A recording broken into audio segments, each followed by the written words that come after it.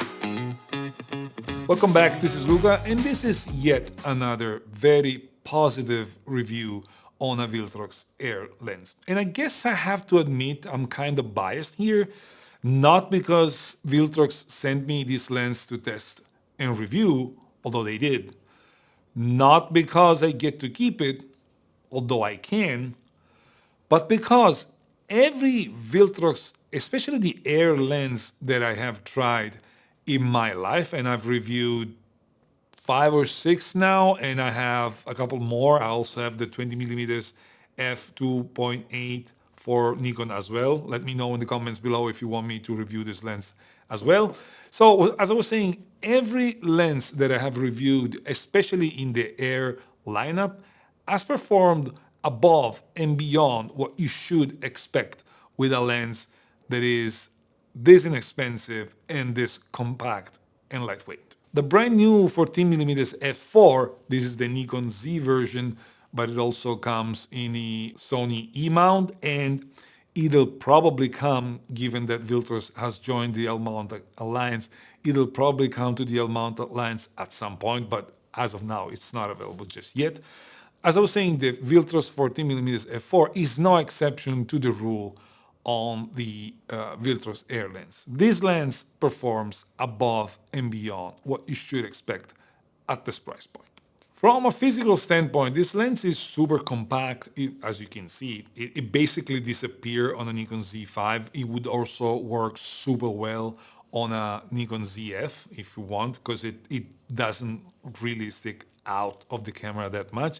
But it is also super lightweight because it only weighs 185 grams. Now, of course, this means the body is very basic, like all the Viltrox Air lenses. You don't get anything but the manual focus ring, which works pretty well, although I haven't used manual focus that much. It comes with a plastic hood, and the body itself is made of a decent plastic. It's plastic, but it's not one of those cheap plastic that you can find in other lenses and in other products. The rear of the lens is metal, and it's got this USB-C port over here that helps you updating the firmware whenever a new firmware comes out. And the autofocus is based on the STM motors, not linear motors. But at this price point, at this size and weight, it's what you should expect. And the price point is a key aspect of pretty much any Viltrox Air review, because when it comes to autofocus lenses, there is nothing that compares to a lens like this when it comes to price.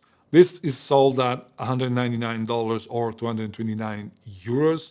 There is absolutely no chance you're gonna find anything in the ballpark of this that is this wide, this compact, and this lightweight.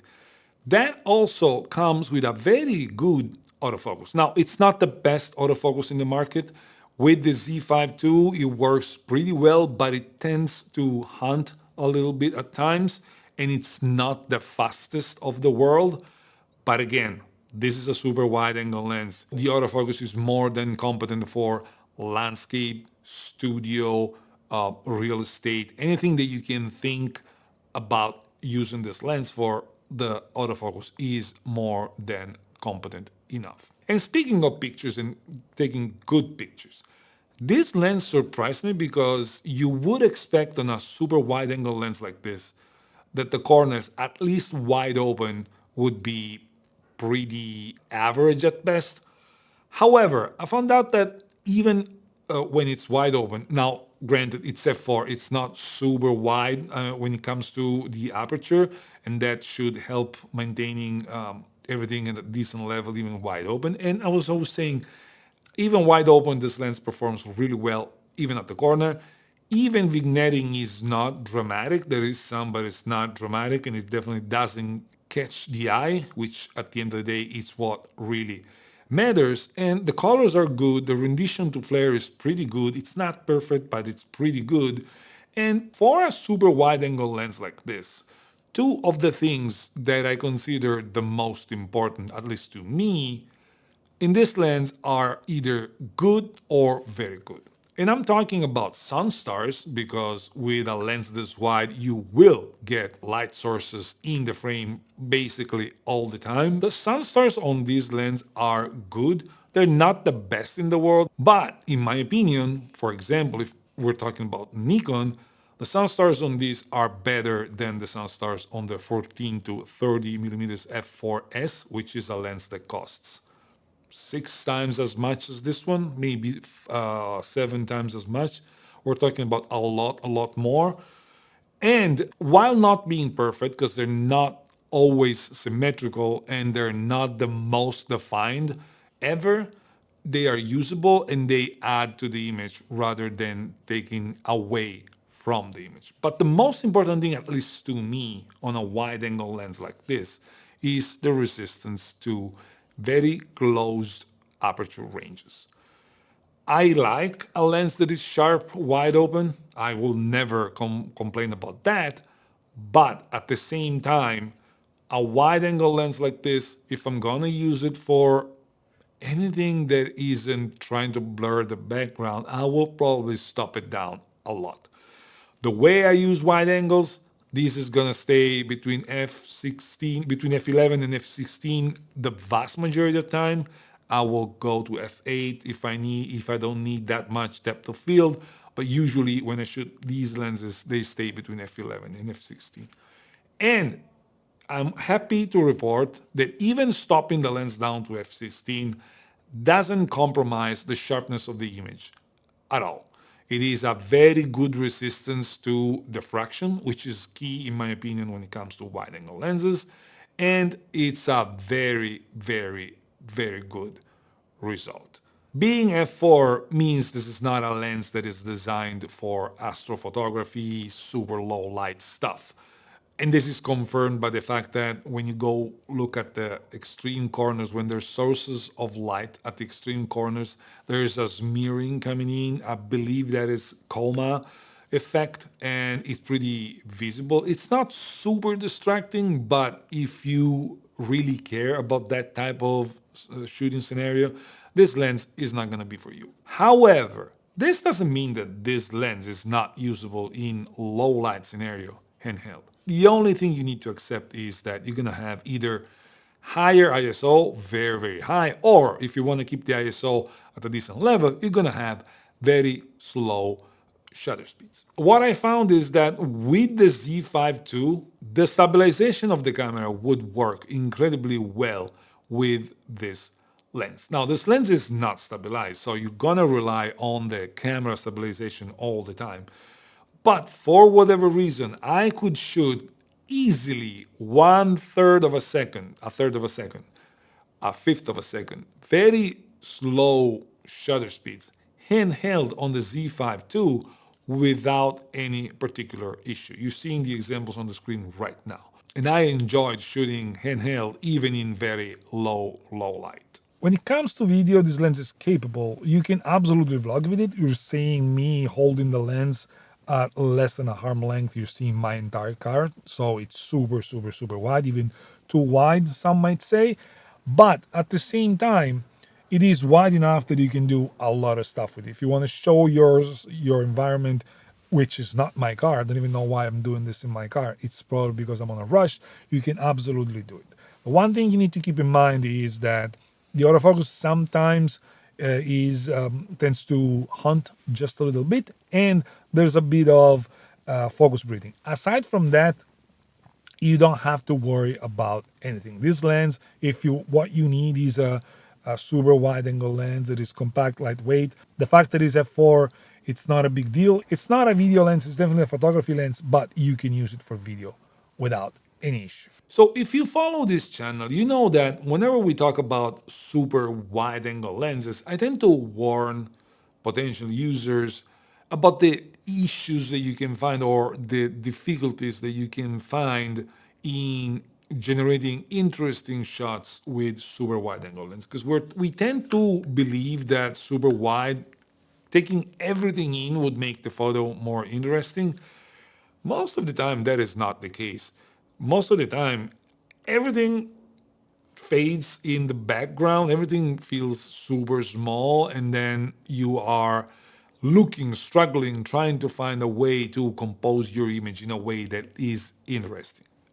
Foreground becomes important, distortion becomes important, everything becomes needs to be very specifically studied to get the most out of a super wide angle lens like this. With the Viltrox 14mm f4, but with any lens of the Viltrox Air lineup, the magic the Viltrox made with this lineup is that every focal length becomes accessible at a reasonable price with very good image quality. You don't leave much on the table, and with a good autofocus as well. This means you get the possibility to try without investing too much. This is the superpower of Viltrox, and especially the Viltrox Air lens. It opens up the possibility to experiment with something you probably wouldn't have purchased, because before the Air series it would cost too much. And speaking of that, I took this lens to Budapest. That city was packed with people at every corner. You couldn't find a moment without someone coming, getting in your frame at all time. So what I decided to do, I decided that I was never gonna get a decent picture that wasn't street photography of any monument, bridge, church, whatever, without people in the way, getting in the way. Especially the Buddha Castle was just hell. It was just hell. There was so many people around it that they were swarming all over the place. So what I did is, I know that a wide angle lens like this generates converging lines. As soon as you tilt the lens either up or down, lines are gonna converge because of the normal distortion of every super wide angle lens like this. And I decided that I was going to embrace them and actually use them to create my images. And at the same time, once I embraced that idea, I could get like first in line wherever I was shooting, get everything in without having too many people getting in the way. Sometimes having no one, just because I was this close to the subject that there was no chance for people to get in the way. Now, this is not the usual way of shooting a lens like this, but in a pinch, that became a life-saving, I'm exaggerating, but a life-saving feature of this lens. And if I hadn't had a lens like this that anyone can purchase, I wouldn't have tried that. I would have been stuck with my 24 to 70 or whatever lens that I have, and I would have struggled to frame everything that I wanted without having photo bombers coming all over the place.